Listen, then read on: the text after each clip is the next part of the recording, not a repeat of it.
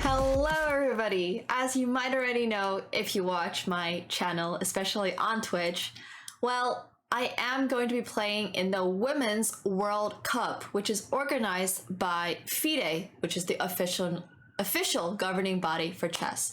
So this is the official announcement video for that, and I hope you guys are as excited as me to be going on this really awesome journey with chess, because it's definitely been a while since I have played competitive. Once again, I took a little bit of a break from competitive since 2017, so this is going to be my first over the board tournament since 2019, and I've only played one other tournament in the last 4 years over the board. So I'm really excited. This is going to be huge, and there's a lot of things that, I got to prepare for. So I'm excited to be telling you guys all about that in upcoming videos. So first things first, the tournament is a knockout, and it is basically a single elimination knockout. You only get one shot at it. However, that does not mean you only play one game. My first round opponent has actually officially been announced. Her name is Vaishali R, and she is a very, very, very strong player from India. I've actually played against her before. I'll talk a little bit more about that in a little bit, but she is 2393 FIDE, and by comparison, I'm 2229 FIDE, so she's about a solid 170 points higher rated than I am. But that's fine. I'm gonna try my best, and that's all I can really ask for, right? So the tournament will be on the 12th of July, and it is played in Sochi, Russia. All right, so that's kind of the trajectory of what I'm working towards. July 12th, I have a really important game I gotta play. One as white, and then another game as black. So technically 2 games. But I actually know my first round opponent. I have played against her before, in fact. We were in the same tournament when we were 14 years old. And this was the World Youth Chess Championship in South Africa, and that was the only year I ever won gold. That same year, actually, we played in the same age group. My opponent, came third.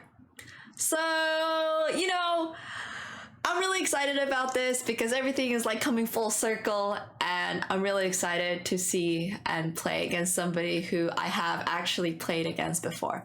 Now, obviously, I think she is a little bit more experienced now, since I did take a little bit of a gap, but once again, I'm just gonna try my best.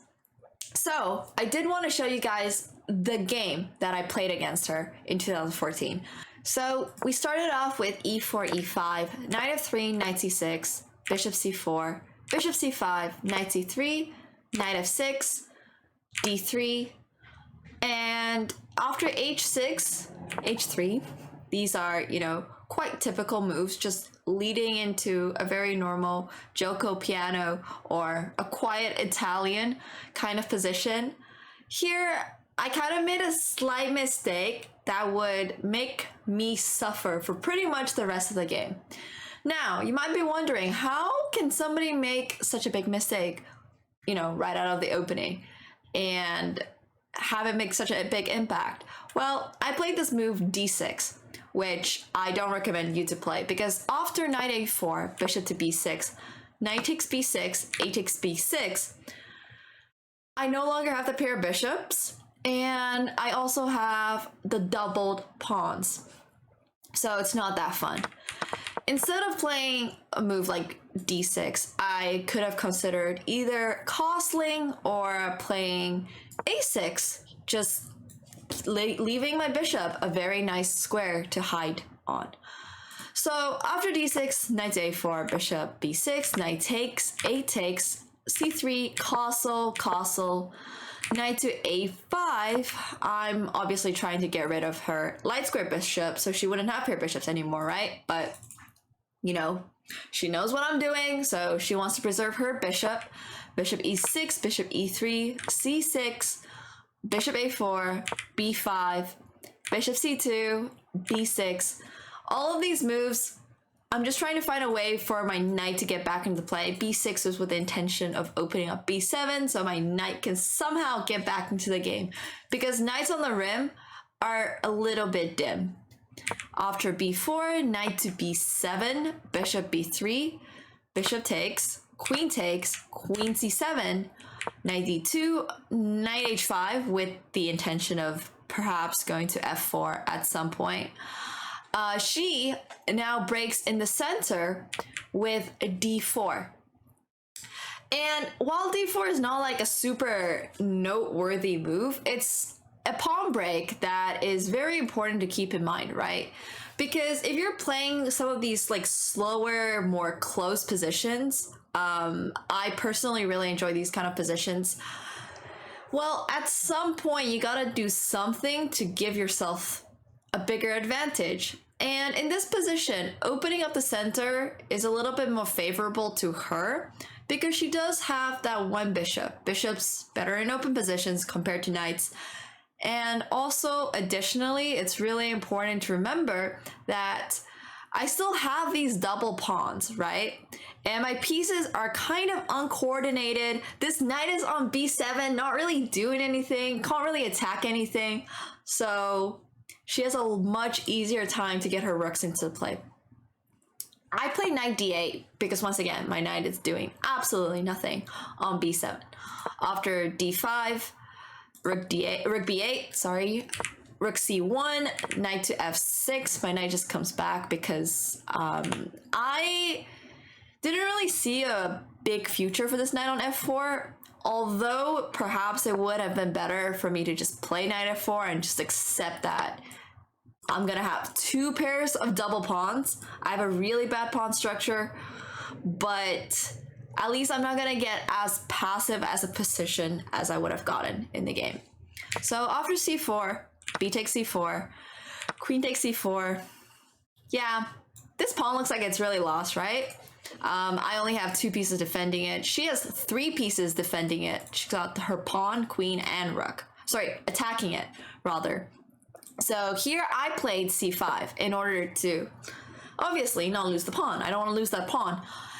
And yeah, this is not a very good pawn structure. I mean, look at my knight on d8. It can't go to c6. It can't go to e6. It has, yeah, absolutely no future. So not a pawn structure you really want. It is a close position, and theoretically knights are better, but not when your knight is like on d8 and it can't go anywhere. So after queen b5, knight b7, f3, rook c8, I'm just trying to hold everything together. She goes queen e2. Now, I don't like her queen e2 idea. Instead, I think she should have just played something like knight to c4 or even a4, just putting more pressure on the queen side. Because after queen e2, queen d8, she played b5. And you're right, b5 does let me put my knight on a5. So, yay, my knight is finally off the last two, you know, files of the board.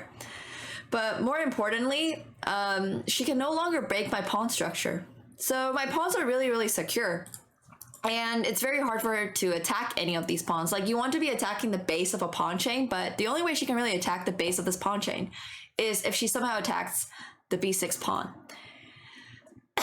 And you'll discover that for my opponent to attack my b6 pawn, it wasn't that simple. So knight to a5, knight c4, rook a8, knight takes a5, rook takes a5, a4, rook a8, just setting up that blockade on this file, not letting this pawn push down. Queen c4, queen c7, retreating my rook. These moves aren't super interesting. If she ever tries to push something like a5, well, I can just take. I'm defending the pawn 3 times and she's only attacking it twice. So after rook b3, she's trying to double her rooks in order to push a5 at some point. I go rook f8 with the intention of playing f5, so she plays g4 to immediately stop that. Pretty good gameplay by her. She's just not giving me any opportunities. Queen d8, king g2, king h7, rook a3, queen c8, h4, queen b7, queen a2, rook a8 again. Once again, just not letting a5 happen, right?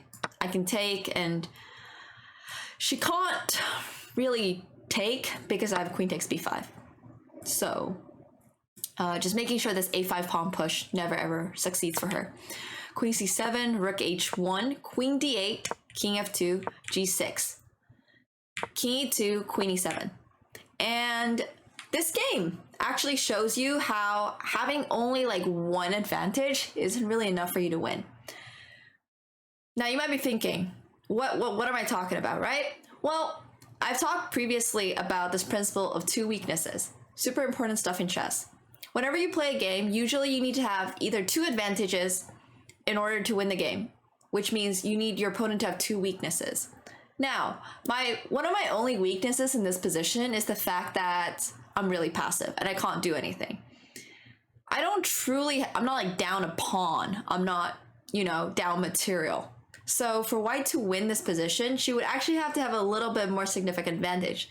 Now, it might seem like I've been doing absolutely nothing for the last 20 moves, which is true. I have indeed not been doing anything for the last 20 moves. But, my opponent can't do anything either. She doesn't have two advantages. So she's trying to create something, right, with h5. And whenever your opponent pushes like a pawn, then you have to immediately counter-react. For example, if she plays g5, then I would play h5. So I definitely don't want to open up any part of the board because I'm just trying to hold this position out for a draw. So, we play a few more moves, moving pieces back and forth. Nothing really significant. And then I decide to play this move for k5. And you might be thinking, wow, the evil bar really doesn't like it. But don't worry. Don't worry. If she takes, which she does, there's absolutely no way for white to break through at all, right? Like she has this pawn push, but I'm never going to move this rook away. And she has this pawn push. But anytime you play something like f4, this is just way better for black. So the eval bar is scamming you a little bit in this position. It is actually entirely a draw, and we just repeat and we offer a draw here. So this game, although not one of like my best attacking games or most beautiful games, I think it was still really interesting to see how one simple mistake right out of the opening kind of led me on this path of like eternal pain throughout the game. So that wasn't fun. And chess is like this sometimes, right? It's just a draw because both players play pretty decently. But yeah, I'm really excited to play against Vaishali again in July, which is quite soon. And I hope the games will be of higher quality. And hope you guys enjoyed this video. If you haven't already, make sure you're clicking the like button and also press subscribe. I would really, really appreciate it, and hope to see you guys next time.